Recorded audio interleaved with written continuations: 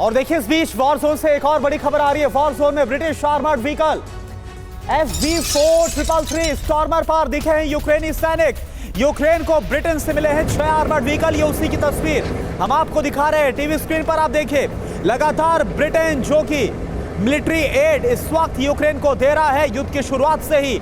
ये देखिए एक और जो मदद दी गई है वो इस आर्मर्ड व्हीकल के जरिए दी गई है जो कि वॉर जोन में पहुंचा दिया गया है। और इसके ऊपर आप देख पा रहे हैं यूक्रेनी सैनिक आपको नजर आ पा रहे हैं। FV433 स्टॉर्मर है ये आर्मर्ड व्हीकल जिस पर यूक्रेनी सैनिक।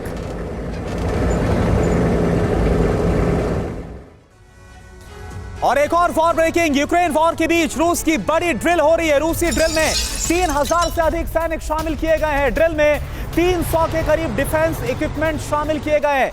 रूसी रक्षा मंत्रालय ने बाकायदा जो वीडियो है इस ड्रिल का वो दिखाया है। यानी ये एक्सरसाइज साफ बतला रही है, ये एक बड़ा मैसेज भी है वेस्ट को, नेटो को, कि रूस पुतिन हार नहीं मानने वाले, भले ही नेटो कितनी भी मदद यूक्रेन को पहुंचा दे।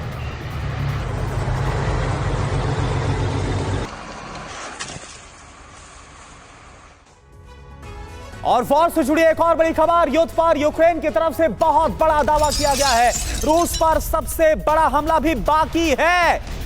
जो हमने आपको शुरुआत में बताया था कि सबसे बड़ा हमला बाकी है, यह बाकायदा युद्ध पर यूक्रेन की तरफ से दावा किया गया है। किसी भी हाल में काउंटर ऑफेंसिव सफल होगा, ये यूक्रेन की तरफ से दावा किया जा रहा। हालांकि जब से काउंटर ऑफेंसिव छेड़ा गया तब से यूक्रेन को नुकसान झेलना पड़ा, लेकिन यूक्रेन बोल रहा है कि अभी तो बहुत बड़ा हमला है जो कि रूस के खिलाफ होना बाकी है। अब आप देखिए यूक्रेन भले ही इस बात का दावा कर रहा है कि काउंटर ऑफेंसिव सफल होगा, लेकिन यूक्रेन के सामने कई चुनौतियां खड़ी हो गई। इन चुनौतियों को समझना बहुत ज्यादा जरूरी। बिग वॉल के जरिए आपके सामने यूक्रेन के 10 बड़े चैलेंजेस इस वक्त आज की तारीख में क्या नजर आ रहे हैं। हथियार सप्लाई धीमी पड़ गई है वेस्ट की तरफ से, बहुत बड़ा चैलेंज जिसकी मांग लगातार वो कर रहे हैं।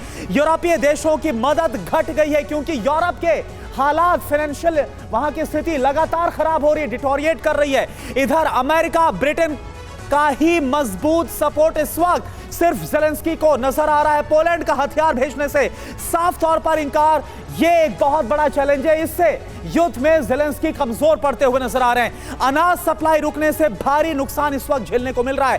सेना के लिए नई भर्ती करना काफी ज्यादा मुश्किल ज़ेलेंस्की के लिए साबित हो रहा है। इधर शरणार्थी बने नागरिक वापस नहीं लौटे अभी तक, यह भी एक बड़ी चुनौती। लैंडमाइन से लॉजिस्टिक सपोर्ट काफी कमजोर हुआ है। जो लैंडमाइंस बिछा दी गई इससे लॉजिस्टिक सप्लाई काफी ज्यादा रुक गई है। अहम शहरों में इंफ्रास्ट्रक्चर पूरी तरह से तहस नहस हो गया है। रूस के नॉन स्टॉप मिसाइल और ड्रोन हमले लगातार जारी और वो जरूरी इंफ्रास्ट्रक्चर को निशाना भी बना रहे हैं। तो आप देखिए कि एक तरफ क्रीमिया में लगातार प्रहार जारी है, दूसरी तरफ अमेरिका भी लॉन्ग रेंज की मिसाइलें देने वाला है। ऐसे में आशंका यह है कि पुतिन अब यूक्रेन के साथ नेटो देशों पर भी दबाव बनाने के लिए परमाणु हथियारों की धौंस दिखा सकते हैं। पुतिन के लिए मुश्किल भी नहीं है क्योंकि यूक्रेन युद्ध की शुरुआत के साथ ही रूस की नौसेना ने समंदर में नेटो के लिए चक्रव्यूह बनाने की शुरुआत कर दी थी। रिपोर्ट आप देखिए।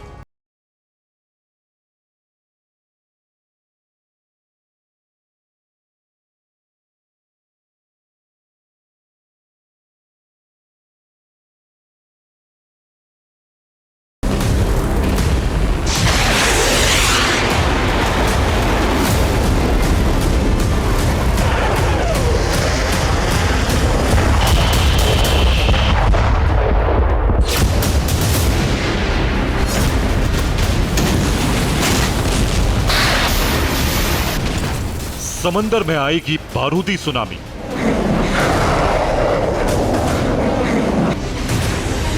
ऐसे घातक हथियार,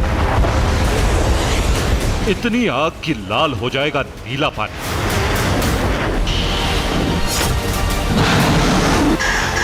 ऐसा ही खौफनाक दिखेगा सीन, क्योंकि रेडी है पुतिन की सबमरीन। युद्धपोत और एक ऐसा चक्रव्यूह जिसे नाटो को तबाह करने के लिए तैयार किया गया है।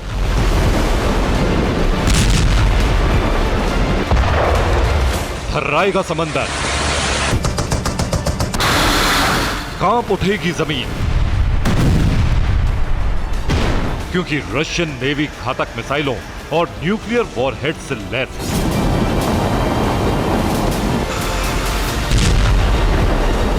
रूस से आई ये लेटेस्ट तस्वीर युद्ध की नहीं है, ये रूस का एडमिरल गोर्शकोव है। ब्लैक सी में लंबी तैनाती के बाद ये पोर्ट पर लौटा है।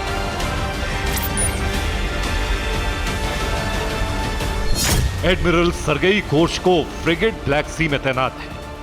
इसके साथ साथ फ्रिगेट एडमिरल ग्रिगोरोविच भी ब्लैक सी में है। दोनों फ्रिगेट पर हाइपरसोनिक मिसाइल जिरकॉन लगाई गई है। जिरकॉन मिसाइल न्यूक्लियर वॉरहेड के साथ हमले को तैयार है। यानी समंदर किनारे जिस फ्रिगेट को आप देख रहे हैं, ये किसी भी देश में हाइपरसोनिक रफ्तार वाली मिसाइल से परमाणु तबाही ला सकती है।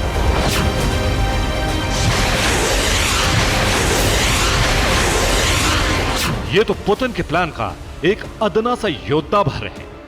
पुतिन ने एक ऐसा चक्रव्यूह बनाया है जिससे नाटो के किसी भी देश पर प्रहार किया जा सके।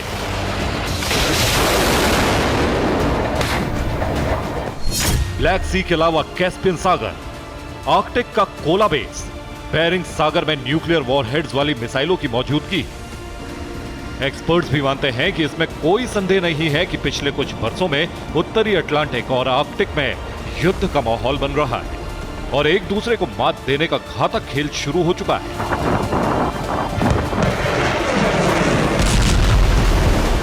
रूस ने इन इलाकों में कई रिसर्च शिप की तैनाती की है।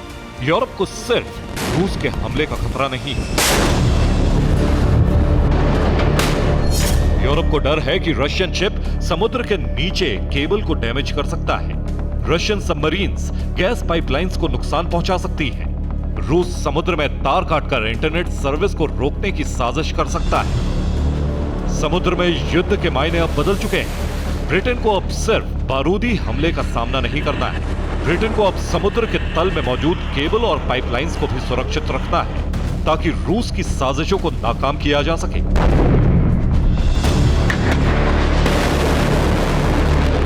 एक बात तो तय है कि रूस जब नाटो से भिड़ेगा, युद्ध समंदर में भी होगा। इसकी वजह समझ लीजिए।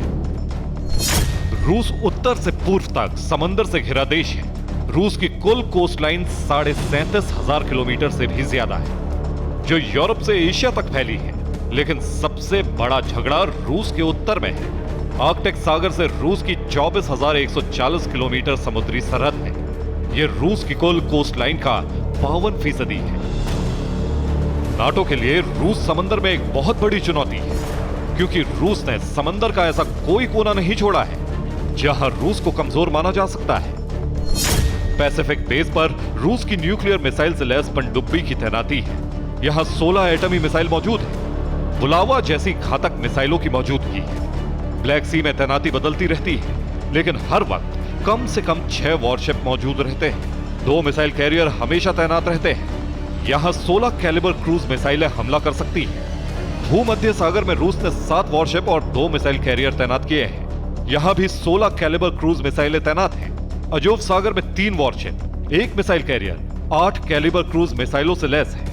आर्कटिक में 4 वॉरशिप, 1 मिसाइल कैरियर और 8 कैलिबर क्रूज मिसाइलों से लैस है।